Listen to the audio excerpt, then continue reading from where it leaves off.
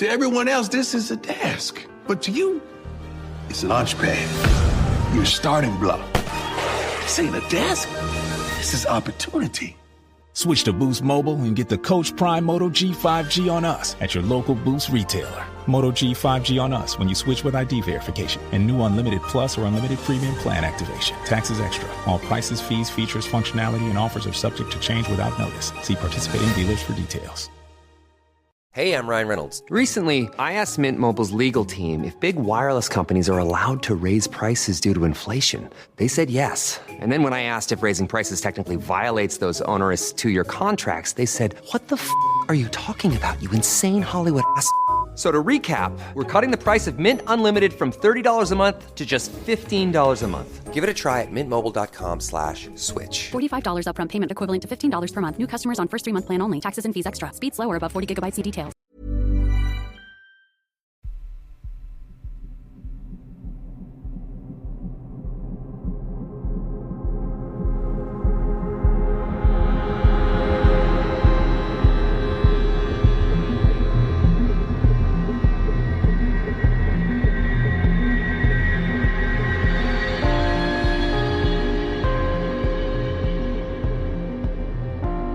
Hello and welcome to 10 Days of Festive Fear 2024, and we are on day number 7. And I have 3 spooky stories for you today, and the last story comes from the 18th of October 2024. And story number 1 comes from Kirstie. Despite a long-standing interest in all things spiritual, I have remained stubbornly sceptical for a long time. When considering what stories to share, I realised that it is quite absurd given how many paranormal experiences I've actually had. The 2 stories I've decided to share sound unbelievable, to the point that I've doubted myself, but I know that's what's happened. The first story is from my first year of training as a student midwife. My mentor Anne and myself were on the night shift and looking after a young woman in labour called Julie. She had her mother with her for support, Mary, and over the course of the night Mary had told us how her own mother had wanted to be there, but had recently died unexpectedly. We shared our condolences, but the loss still being recent, Julie and Mary wanted to focus on the upcoming birth, and so we moved on. As the night progressed, so did Julie's labour, and we were finally at the pushing stage. I took up position halfway down the bed on Julie's right. Anne was opposite me, but further down towards the foot of the bed, with Mary up by Julie's head, holding her hand and offering words of encouragement. Contrary to what the media will lead you to believe, the pushing stage of labour can take quite a long time, so we were standing there quite a while. At some point I noticed any time Mary changed her position or leant over the bed, she would stop suddenly and glance over her left shoulder, the nearest one to Anne.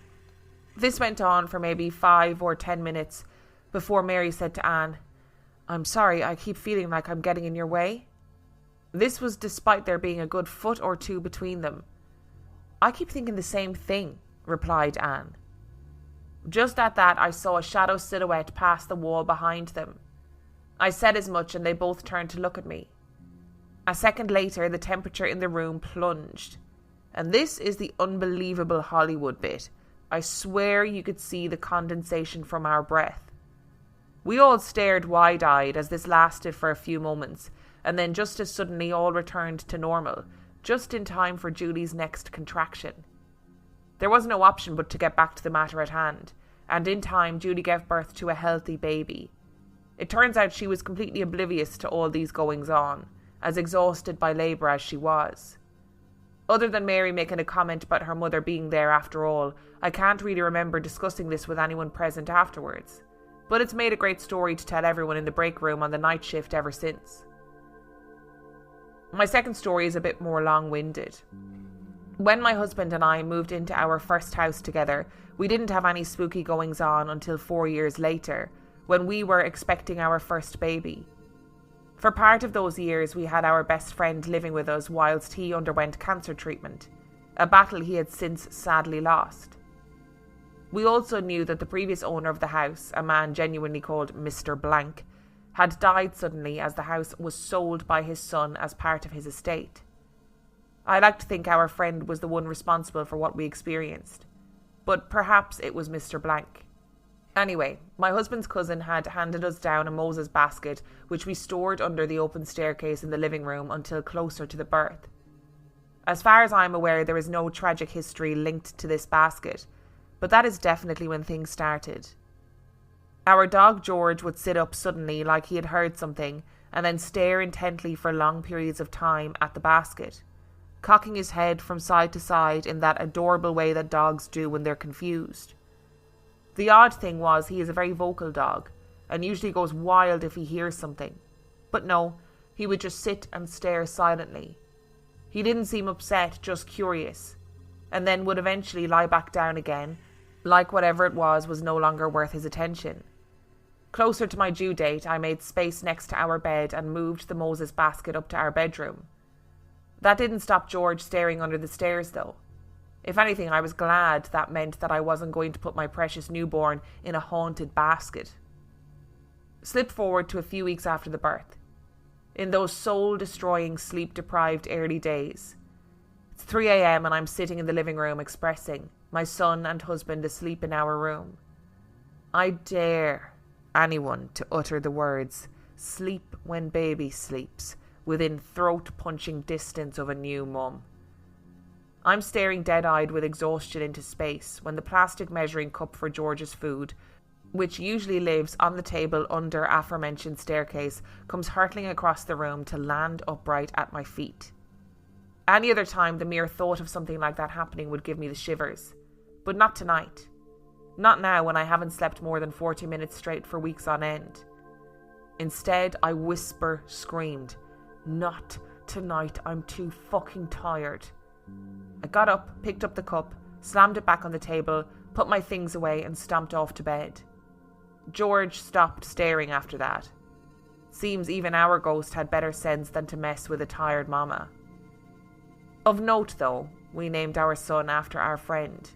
Maybe it was him keeping an eye out for his little namesake. I have lots of other little anecdotes, hearing ghostly bootsteps in the Edinburgh vaults on my hen do, smelling my gran's very distinctive perfume at family gatherings, my son playing peekaboo with a dark corner of the room in the middle of the night. I'm too attached to dropkick him, sorry. I could go on. None of them make much of a story though. If that changes, I'll get back in touch. As always, major respect for all the midwives out there because you are out here doing incredible work. And I do think that story is so beautiful.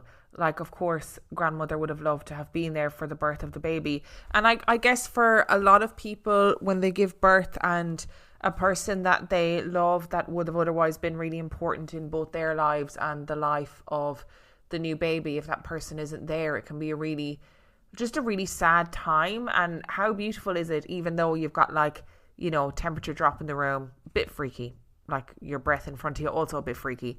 Silhouette of somebody, also freaky. But it is beautiful to be able to say, look, grandmother could not be there in real life. However, we could feel her presence there, and that is beautiful. And I also have read before, and you guys have heard before on various stories, that people expecting a new baby or a new baby coming into the house can stir up some paranormal activity. And again, while it's often uncomfortable, you've got your dog is, as we know, they are beacons for paranormal activity. They know what's up. They start staring into space. That shit's going on under the stairs, And maybe it is your late friend, your baby's namesake coming back to be like, I'm here, I'm looking out for the baby. And that, again, is a beautiful thing. I also love when people are just exhausted and a paranormal thing happens and they're like, no, I can't fucking do this, okay? I'm not doing this. This is boring. I'm too tired. Please leave me alone. To everyone else, this is a desk. But to you, it's a launch pad. Your starting block. This ain't a desk. This is opportunity. Switch to Boost Mobile and get the Coach Prime Moto G5G on us at your local Boost retailer. Moto G5G on us when you switch with ID verification and new unlimited plus or unlimited premium plan activation. Taxes extra. All prices, fees, features, functionality, and offers are subject to change without notice. See participating dealers for details. The following ad is sponsored by Pets Best Insurance Services. Your pet is your bestie, your therapist, your preferred match. It's easy to love them, even when they sneak your snacks. It's easy to protect them, too, with pet insurance coverage from Pets Best. Because it's all fun and games until they chew on something they shouldn't. With perfect timing, Pets Best helps protect your furry friend and your budget from this imperfect world. Get up to 90% on eligible vet bills for less than $1 a day. Find your perfect match at PetsBest.com. Pet insurance products offered and administered by Pets Best Insurance Services, LLC, are underwritten by American Pet Insurance Company or Independence American Insurance Company. For all terms, visit PetsBest.com/policy. Ryan Reynolds here for, I guess, my 100th Mint commercial. No, don't. I mean, honestly, when I started this, I thought I only have to do like 4 of these. I mean, it's unlimited premium wireless for $15 a month. How are there still people paying 2 or 3 times that much? I'm sorry, I shouldn't be victim blaming here. Give it a try at mintmobile.com/switch. Whenever you're ready. $45 upfront payment equivalent to $15 per month. New customers on first 3-month plan only. Taxes and fees extra. Speed slower above 40 gigabytes. See details. Saucony owns the streets at dawn. Saucony keeps the pace with run crews. Saucony also moves through music festivals and strolls to neighborhood coffee shops. But Saucony is not just about where you go. It's also about who you're with, bringing you closer and connecting you to those who move like you do. Saucony, the original running brand built on heritage and innovation. Shop your local run and lifestyle retailer or at Saucony.com. And our second story today comes from Jack. My name is Jack and I'm a stay-at-home transgender dad and artist. I'm currently 22 and boy do I have stories. I'm from Australia and I grew up in Albany. I have always been really in touch with my spiritual side, seeing ghosts all the time, hearing things, the works. I'm going to start with some of the more recent stories even though they aren't scary. I moved out of home when I was 19. Not long after, me and my partner got together. Life at home was messy and I needed to get out. Moving into my current home, I would be sitting in the back room and I would see someone poking their head around the door, like playing peekaboo, and I found it very cute. I left it for a while, not really acknowledging it as I wasn't comfortable enough at the time. Over the first year in this house, I slowly started paying more attention to this ghost. She's a little girl and would get scared when I would notice her, so I never really spoke to her. But things changed just after mine and my partner's first anniversary. We found out we were expecting a baby, and the more we spoke about it in the house, the more the little girl would show herself. I decided one day when I was bored after leaving work, about 7 or 8 months pregnant, that I would talk to her.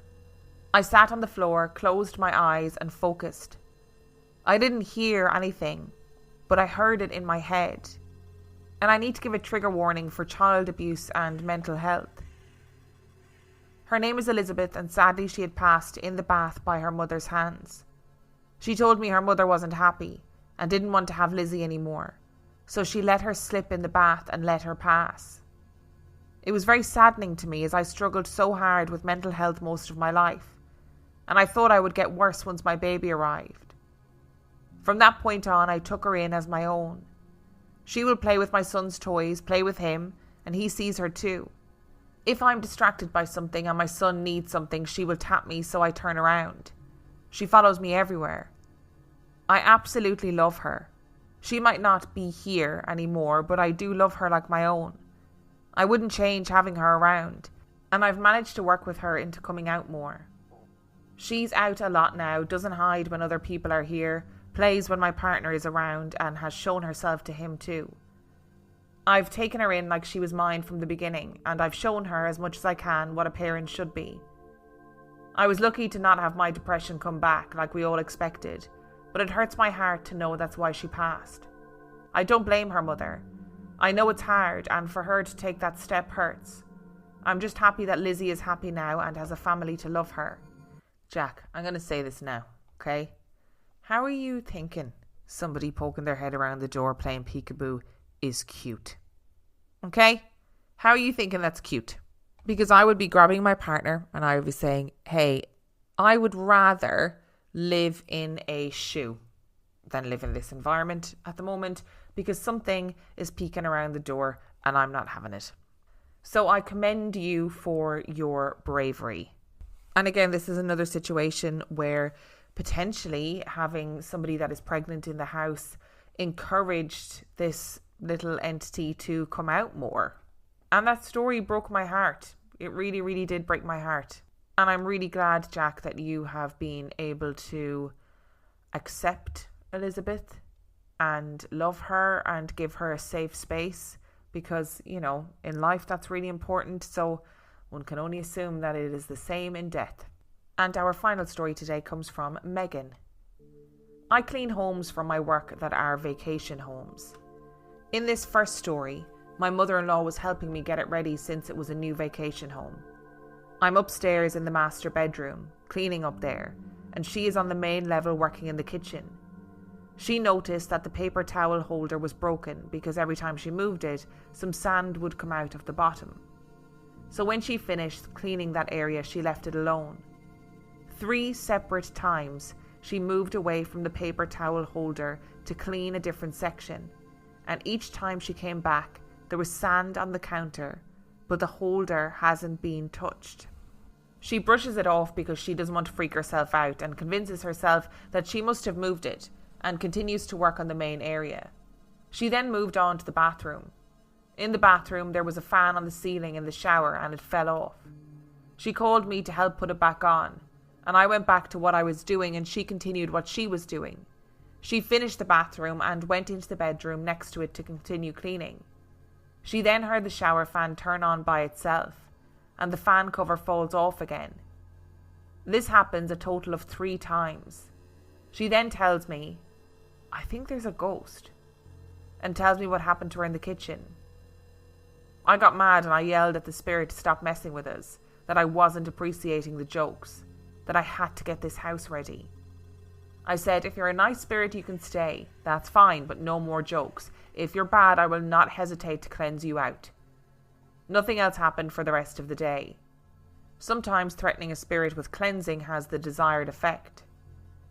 Moving on to a different home. This home is 3 levels, with the entrance being next to the garage at the first level. You then go upstairs and get to the main level and another set of stairs to the top level. I open the front door and I hear footsteps walking on the main level. I panic because I'm thinking, oh no, are people still here? So I looked into the garage and there was no car. I do not acknowledge the ghost because I have a job to do and I need money. I did, however, text one of my colleagues and she confirmed that the house was haunted, and she and the ghost have an understanding. The ghost left me alone, so I'm going to assume we're on good terms and they were just letting me know they were there. For this last house, I cleaned it with no issues and I left. I returned a day or 2 later to get rid of the leaves with a leaf blower. The way this home is set up is the main level is the top and down below are the bedrooms, with a private deck that all bedrooms have access to. I went to the first bedroom, opened the sliding door and then closed it because I didn't want dust or leaves in the room, and I got rid of the leaves from the deck. I went back to the sliding door and it was locked. I didn't panic because I figured maybe the door lever dropped on its own, since we do need to be logical and not always assume ghosts. But I do not appreciate the fact that I might have to hop over a fence to get back inside, since the home is on a hill. Before I did that though, I went to the second room next to the one I had just left, hoping against hope that maybe this one is unlocked. It was unlocked. Once I got inside, I thought to myself, maybe there's a ghost and they were trying to tell me that I forgot to lock that room, because it is a bunk bed room where children usually sleep, and having an unlocked door is not a good thing with children around. So I decided to acknowledge the ghost. Hi ghost, thank you for not completely locking me out and telling me that I forgot to lock that door. I'll do better to remember the next time. And I have had no further issues with any spirit in that home. Are there logical explanations to the stories except the disembodied footsteps? Yes, there are. But right now, I think some ghosts were messing with me. Megan, I'm not even going to hide my jealousy. There is nothing I love more than cleaning. There is nothing I would love more than cleaning other people's houses. However, probably less so on the ghost front, you know. I would really just be fascinated to see how other people live, but I don't want to be dealing with various ghosts in various houses. And there is something very off-putting about a ghost that leaves physical evidence. Like the sand being on the counter, that happens when something is moved. You know what I mean? When this kitchen roll holder is moved. So you know what the cause is. So you know how it's happening. But you also know that you're not the one doing it. So also, how is it happening? And I guess, you know, you don't want to admit that it is something spooky, something paranormal. And then you've got the shower fan turning on by itself, the fan falling off, the cover falling off it. Again, as I always say, it's very attention-seeking behaviour. And look, sometimes maybe you just do need to treat ghosts like they're bold children, you know? Okay, I just realised that not many people say bold in the Irish context. So, to make you understand, in Ireland, a bold child is a naughty child. We use the word bold for naughty. So, there you go. So maybe sometimes that is what you need to do. Treat them like a bold child and say, if you don't cop on to yourself, if you don't start behaving, I am going to cleanse this house. And then you'll be crying. And maybe you're right in regards to the second one. Maybe the ghost, maybe this entity was just trying to let you know that it was there and that's why you heard its footsteps. It's good to know that your colleague was like, okay, the house is haunted. We have an understanding. Don't worry about it. It'll leave you alone. You just get on with it.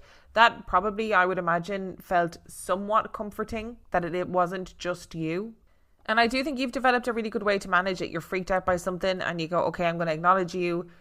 I see what you're trying to communicate with me. I appreciate it. Thank you. And then you have no further worries.